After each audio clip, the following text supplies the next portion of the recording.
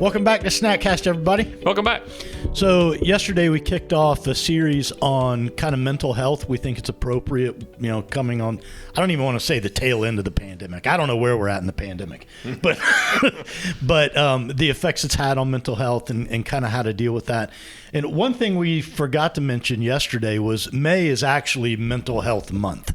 So it's kind of, pointed that's why we're kind of on this. It's purposeful. Yeah. So today we're talking diet and its effect. Diet and its effect on mental illness, and got some personal examples on this one. But if you're suffering, if you have friends or family that are suffering, I look here first.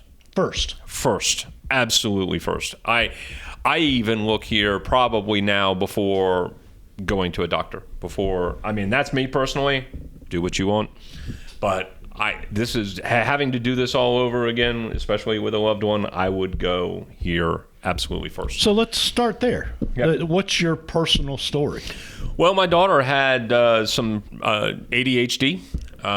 Pretty significant blowouts, I would call them. She would get overwhelmed. Behavioral overwhelmed. She is now going on 13 years of age, but she literally been dealing with this probably for 7 years now, and been to the doctors, have psychiatrists, been all these other things. And when I'm talking bad, they were bad. I'm not going to get into details for her privacy, but they were bad.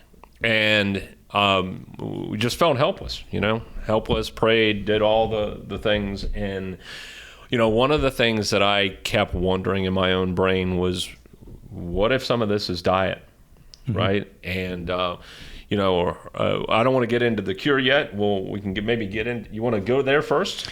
What do you? Well,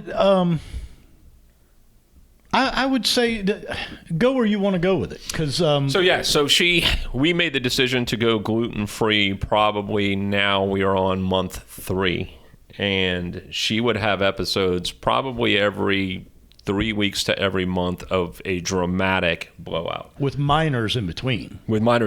Yeah. And since we have gone gluten-free, she has had no issues whatsoever.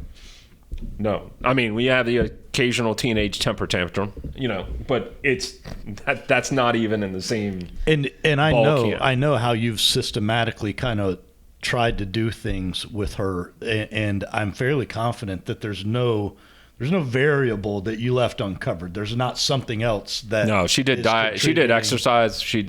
We tried different things, and as such, like I said, there's been a substantial amount of studies now about gluten and the causes and links to inflammation and some of the other things. It's been proven digestive issues, autism, depression, anxiety, bipolar disorder, schizophrenia. You name it, from a perspective of brain illness and other things.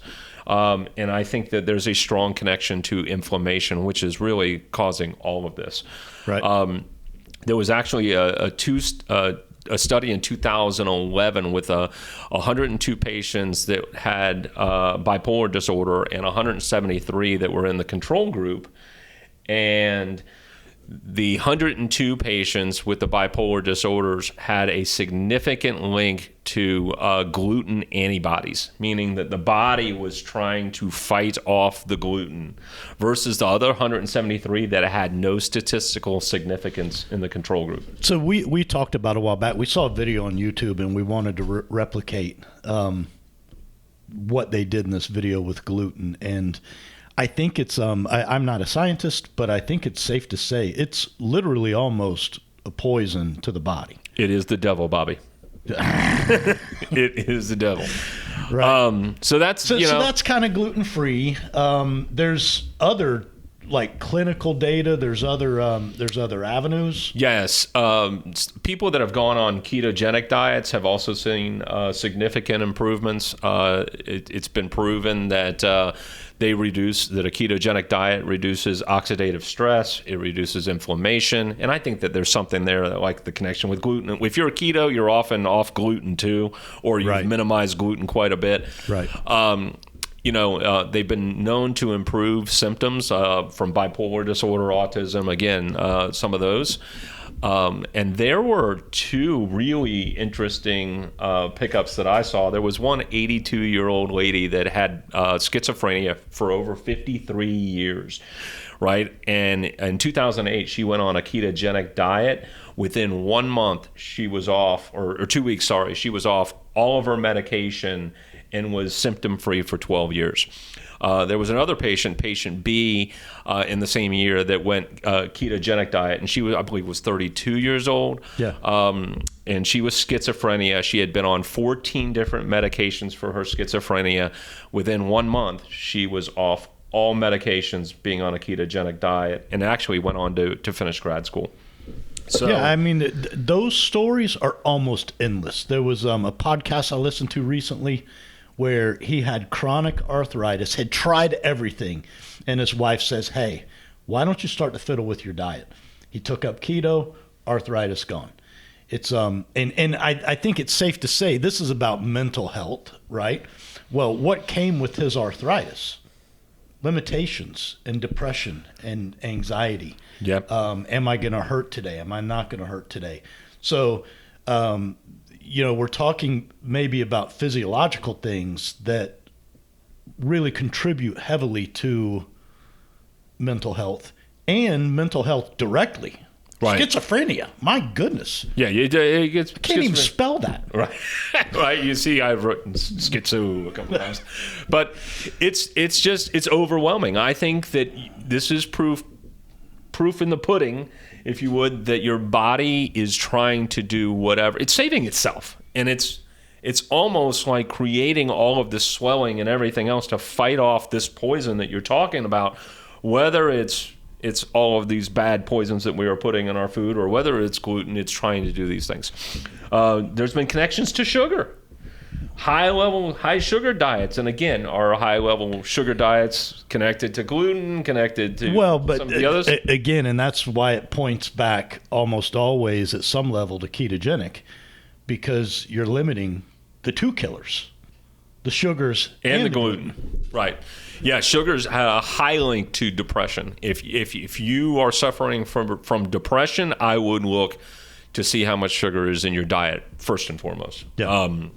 So, this isn't a Kevin Transu, MD, go out and, stop your medication type of scenario. But I would tell you, that's probably one of our tests within 5 to 6 months. I bet you with regard to our family, we're going to start looking at, can we start to reduce medication in conjunction with a physician? Right. So it's that there's that much marketable improvement that I think it's start to go. So in large part, and in summary, if you pour sand in your gas tank, you're going to have issues with the automobile. Your engine's not going to work properly. It's. I just don't think we were meant for this. We weren't meant to eat the crap that we put in our food. And it's very new.